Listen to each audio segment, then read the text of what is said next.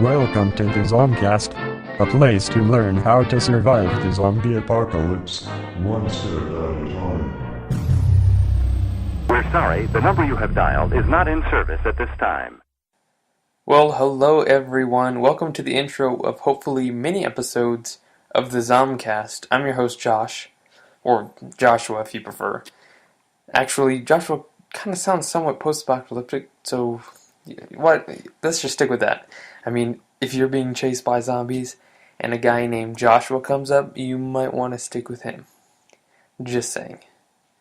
So, to give a basic introduction to this podcast, what I'm basically going to be doing is giving tips and tricks to surviving the zombie-infested world that we will one day live in. Now, every couple of episodes, I'll step away from survival methods and talk about zombies in the entertainment industry, giving movie, book, video game, or TV show reviews that are about zombies. And every once in a while, I'll also have a special guest on the show, someone with a completely different viewpoint from mine, whether they have less or more experience in survival than I do, or even if they have no clue what a zombie is. They'll ask me questions, and I'll answer them, giving you all basic ideas into what a zombie is if you don't know exactly what it is. Basically, an organic frequently asked question list, or FAQ list, if you prefer. So to give you all a background into myself, I have loved zombies for pretty much my entire life, but it really boosted up when my friend came over with Call of Duty Black Ops. He and another friend of mine and I spent all night playing the zombies mode on it, and I remember it distinctly, playing the map Kino der Toten while eating spicy Cheez-Its. Wonderful memories indeed. And if you don't know much about the Call of Duty series, or more specifically the Zombies mode, what you basically do is survive endless waves of zombies. The higher the wave, the more zombies attack you, and the harder it is to kill them, which forces you to buy better weapons and upgrade them. I really enjoyed playing it with my bros, so much so in fact, that once they left, I wanted more and more anything, movies, books, anything. So from that point on, I have seen every George Romero zombie movie, every Resident Evil movie. I've seen 28 Days Later, I've seen 28 Weeks Later, I've seen Zombieland, Shaun of the Dead, Return of the Living Dead, and many, many more movies. I've also watched The Walking Dead, and when it's not on, I play Dead Island, Left 4 Dead, The Walking Dead, Dead Rising, all sorts of, zombie games. I also have read the books World War Z, The Zombie Survival Guide, The Zombie Combat Manual, Autumn, and after all of this, taken up the information, I have taken personally the Zombie Survival Aptitude Test, or ZSAT for short, and got a pretty good score on it.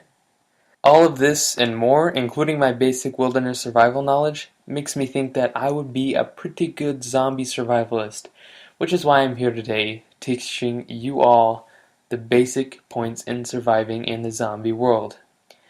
Now in this podcast we'll go over weapons, vehicles, permanent and temporary shelter, encounters with other survivors, and many more topics. Now, there are many different kinds of zombies. You have the Romero zombie, you have the 28 Days Later zombie, the Walking Dead zombie, and many others. First off, the Romero zombie, which can be argued is the start of the zombie. It is similar to other kinds of zombies, except for a few things. First, it hates fire. If you throw a Molotov cocktail right in front of it, it'll stop dead in its tracks. No pun intended.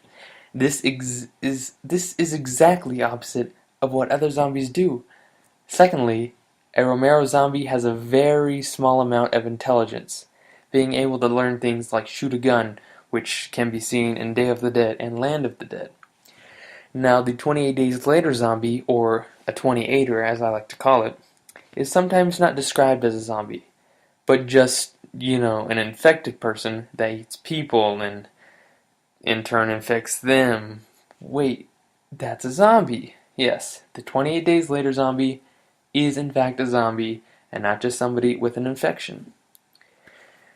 But it is in fact very different from most zombies in that it can sprint and has a high amount of intelligence. which is very different from all the other types of zombies. Finally, the Walking Dead zombie, or walker, as it's called in the show and the comic book, is pretty much a dead body that can walk and bite, and that's it. It's simple as that. There's no intelligence, there's no speed, there's no crazy mutations, nothing. Just walking and biting, and that's it. Now, the reason I'm describing these differences is because with different types of zombies comes different survival techniques, which I'll go over in later podcasts.